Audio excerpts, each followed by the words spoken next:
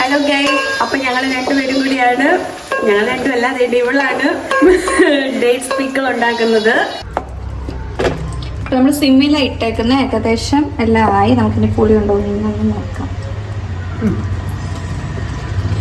Taste ചെയ്ത് നോക്കിക്കോളൂ.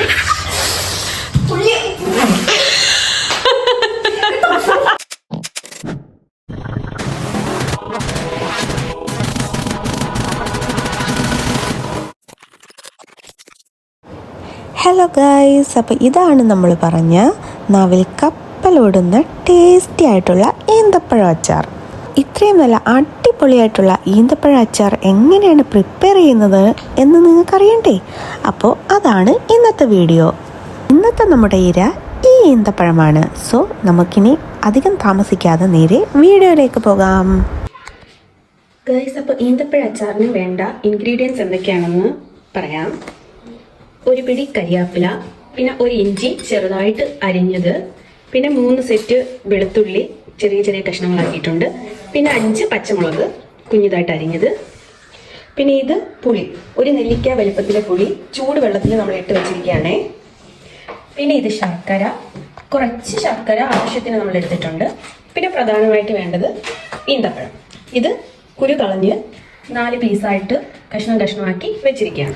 കുരു കളഞ്ഞ് അരിഞ്ഞു വെച്ചിരിക്കുന്ന ഈന്തപ്പഴം നന്നായിട്ട് കഴുകിയെടുക്കേണ്ടതാണ്. പിന്നെ ഇത്രയും ഐറ്റംസ് കൂടാതെ മസാല ഐറ്റംസിൽ നമുക്ക് ആവശ്യമായ മുളക് പൊടി, മഞ്ഞപ്പൊടി, കടുക്, ഉലുവാപ്പൊടി, ഉലുവ അത് ശ്രദ്ധിക്കണം. ഉലുവയുടെ പൊടിയും ഉലുവയും രണ്ടും നമുക്ക് വേണം. പിന്നെ നല്ലെണ്ണ, വെളിച്ചെണ്ണയല്ല, നമ്മൾ നല്ലെണ്ണയാണ് എടുക്കുന്നത്. പിന്നെ ഇത് കായം. അപ്പോൾ നമുക്ക് ആദ്യം തന്നെ ഗ്യാസ് കത്തിച്ച് പാത്രം വെച്ച് കൊടുക്കാം. പാത്രം നന്നായി ചൂടായതിനു ശേഷം നമ്മൾ അതിലേക്ക് കുറച്ച് ആവശ്യത്തിന് നല്ലെണ്ണ ഒഴിച്ചു കൊടുക്കുന്നു. എണ്ണ നന്നായി ചൂടായിട്ടുണ്ട്. അതിലേക്ക് നമ്മൾ കുറച്ച് ഒരു പിടി കടുക് ഇട്ട് കൊടുത്തു. അതിനോടൊപ്പം തന്നെ ഉലുവയും ഇട്ട് കൊടുത്തു. ഉലുവ പൊടിയല്ല, ഉലുവ.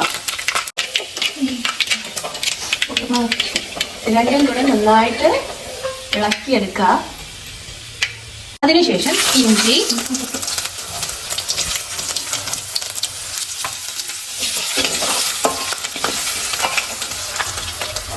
പിന്നെ നമ്മൾ അരിഞ്ഞു വെച്ചിരുന്ന വെളുത്തുള്ളി,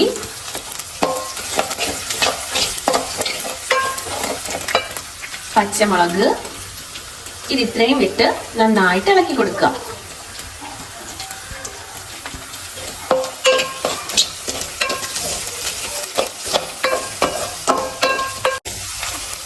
ഇതിനോടൊപ്പം തന്നെ നമ്മൾ നേരത്തെ എടുത്ത് വെച്ചിരുന്ന കുറച്ച് കരിയാപ്പിലയും കൂടെ ചേർത്ത് കൊടുത്തു.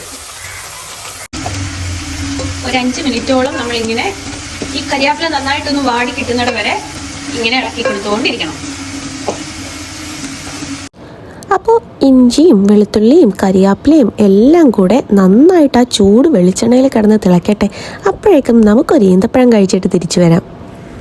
ഇപ്പം ചട്ടി നല്ലപോലെ ചൂടായതുകൊണ്ട് സിമ്മിൽ ഇട്ടേക്കുവാണ്. ഇനി നമുക്ക് മസാല ആഡ് ചെയ്യാം. മുളക് പൊടി 3 ടേബിൾ സ്പൂൺ.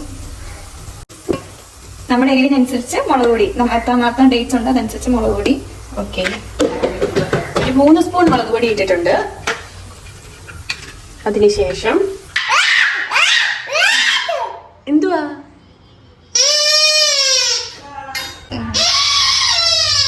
ഒരു നുള്ളു മഞ്ഞപ്പൊടി. മുളക് പൊടി ഇട്ടതിന് ശേഷം നമ്മൾ മഞ്ഞപ്പൊടി ഇട്ടു. ഇവിടെ കേൾക്കുന്ന ഊത്തുതേക്കാണ്. മതി. ഓക്കെ.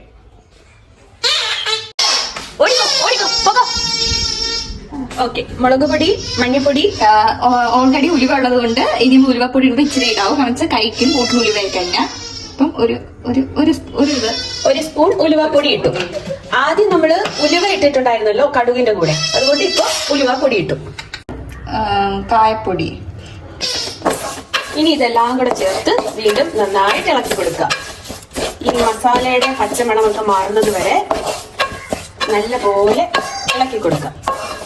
ഇതെല്ലാം നമ്മൾ ഇട്ടല്ലോ, ഇപ്പൊ നീ എന്താ ഇനി ആഡ് ചെയ്യാൻ പോകുന്നത്? അവരവരുടെ എരിവനുസരിച്ച് ഇച്ചിരി കുരുമുളക് പൊടിയും കൂടെ ആഡ് ചെയ്യുന്നു. ഓക്കെ. മുളക് പൊടിക്ക് എരി കുറഞ്ഞു എന്ന് തോന്നിയാൽ നമുക്ക് 1 സ്പൂൺ കുരുമുളക് പൊടി കൂടി ആഡ് ചെയ്യാം. നമ്മുടെ ഈന്തപ്പഴം ഇങ്ങനെ റെഡി ആയിട്ടിരിക്കുകയാണ്.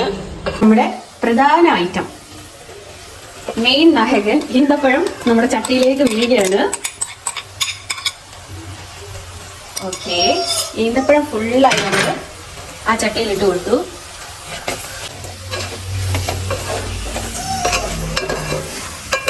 നന്നായിട്ട് എല്ലാ ഈന്തപ്പഴത്തിലും ആ മസാല പിടിക്കുന്ന രീതിയിൽ ഒരു 2 മിനിറ്റ് അല്ലെങ്കിൽ 5 മിനിറ്റ് നമ്മളിങ്ങനെ ഇളക്കി ഇളക്കി കൊടുക്കുക. ഇനിയാണ് നമ്മൾ ഉപ്പിട്ട് കൊടുക്കുന്നത്. മസാല എല്ലാത്തിലും പിടിച്ചതിന് ശേഷം ഏറ്റവും ലാസ്റ്റിലാണ് നമ്മൾ ഉപ്പിട്ട് കൊടുത്തത്. 1 സ്പൂൺ ഉപ്പ്. പിന്നെ സിമ്മ് കുറച്ച് വെക്കാൻ പ്രത്യേകം ശ്രദ്ധിക്കുക. തീ കൂട്ടി വെക്കരുത്. തീ മാക്സിമം കുറച്ച് വെച്ചതിന് ശേഷമാണ് നമ്മൾ ഈ ഇളക്കി കൊടുക്കുന്നത്. നേരത്തെ നമ്മൾ ചൂടുവെള്ളത്തിൽ ഇട്ട് വെച്ചിരുന്ന പുളി നന്നായിട്ട് ഞെട്ടി പിഴിഞ്ഞ് പുളിവെള്ളം ആക്കിയിട്ടുണ്ട്. എന്നിട്ട് ആ പുളിയും വെള്ളവും കൂടെ ഈ ചട്ടിയിലേക്ക് ഒഴിച്ചു കൊടുത്തു. എന്നിട്ട് എല്ലാം കൂടെ ചേർത്ത് വീണ്ടും നമ്മൾ ഇളക്കുന്നു. ഇതിനകത്ത് വിനാഗിരി ഒഴിക്കത്തില്ല. നല്ല അടിപൊളി ചുവന്ന കളർ വന്നിട്ടുണ്ട്. ഇതിപ്പോ എനിക്ക് കണ്ടിട്ട് ബീഫ് കറി പോലെ തോന്നുന്നു. ഇത് കുറുകി ഇനി വരണം. കുറുകി ഇതിനെ കുറുകി ഒന്ന് തിളച്ച് വരുമ്പോഴത്തേക്കിന് നമുക്ക് ശർക്കരയും കൂടെ ആഡ് ചെയ്യാം. ഇനി നമ്മൾ എടുത്തു വെച്ചിരിക്കുന്ന ശർക്കരയും കൂടെ ഉള്ളു ആഡ് ചെയ്യാനുള്ളത്. അത് ഏറ്റവും ലാസ്റ്റിലാണ് ആഡ് ചെയ്യേണ്ടത്.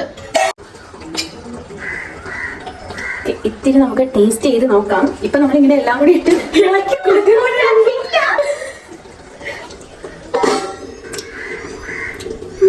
ഇപ്പൊ നമ്മൾ ശർക്കര ഇട്ട് കൊടുത്തിട്ടില്ല. അതുകൊണ്ട് തന്നെ പുളിയുടെ ഒരു രുചിയാണ് ഫ്രണ്ടിൽ നിൽക്കുന്നത്. ഇതിപ്പോ പുളിയും ഈന്തപ്പഴത്തിന്റെ ഇതുള്ളത് കൊണ്ട് നമ്മൾ ശർക്കരയും കൂടെ മധുരത്തിന് ആഡ് ചെയ്തിട്ട് അപ്പൊ ശർക്കരയും പിടിച്ചൊന്ന് കുറുകിയിരിക്കും. അപ്പൊ നമ്മളൊരു 4 സ്പൂൺ ശർക്കര ആഡ് ചെയ്തിട്ടുണ്ട്. നല്ല അടിപൊളി ഈന്തപ്പഴ അച്ചാറ് നല്ല മണമൊക്കെ വരുന്നുണ്ട്. ഇത് പക്ഷെ എനിക്ക് തോന്നുന്നു കുറച്ച് 2-3 ദിവസം കഴിഞ്ഞ് കഴിക്കുമ്പോഴായിരിക്കും കറക്റ്റ് അതിന്റെ രുചി വരുന്നത്. അങ്ങനെ നമ്മള് ശർക്കര ഇട്ട് നന്നായി ഇളക്കിയതിന് ശേഷം കുറച്ച് നേരം ഇളക്കിയപ്പോൾ ഇതൊരു തിക്കായിട്ട് വന്നു. ഇനി ഇത് ചൂടാറിയതിനു ശേഷം നമുക്ക് വേണ്ട ബൗളിലോ കുപ്പിയിലോ എന്തിലാണെന്ന് വെച്ചാൽ ഇട്ട് ഒരു 2 ദിവസത്തിന് ശേഷം ഉപയോഗിക്കാം. ഹലോ ഗൈസ്, അപ്പോൾ ഇത് ഞങ്ങളുടെ ഫസ്റ്റ് ഒരു ട്രൈ ആയിരുന്നു. എന്തായാലും സക്സസ് ആയിട്ടുണ്ടെന്ന് വിചാരിക്കുന്നു. ഇനി ബാക്കി വീട്ടിലുള്ളവരൊക്കെ കഴിച്ചതിന് ശേഷം അഭിപ്രായം പറയുന്നതായിരിക്കും. നിങ്ങളുടെ വീട്ടിൽ ഈന്തപ്പഴം ഉണ്ടെങ്കിൽ ഇതൊക്കെ ട്രൈ ചെയ്ത് നോക്കേണ്ടതാണ്. എന്താണ് നിനക്ക് പറയാനുള്ളത്? പറയുള്ളൂ. എന്തായാലും സക്സസ് ആയി എന്നുള്ള സന്തോഷമുണ്ട് എന്റെ പുറത്ത്. ഓക്കെ, അപ്പൊ വീണ്ടും ഞങ്ങൾ അടുത്ത വിശേഷങ്ങളുമായി അല്ലെങ്കിൽ അടുത്ത എന്തെങ്കിലും കുക്കിംഗ് പരീക്ഷണങ്ങളുമായിട്ട് വീണ്ടും വരുന്നതായിരിക്കും. അതുവരെ എല്ലാവർക്കും ബൈ ബൈ.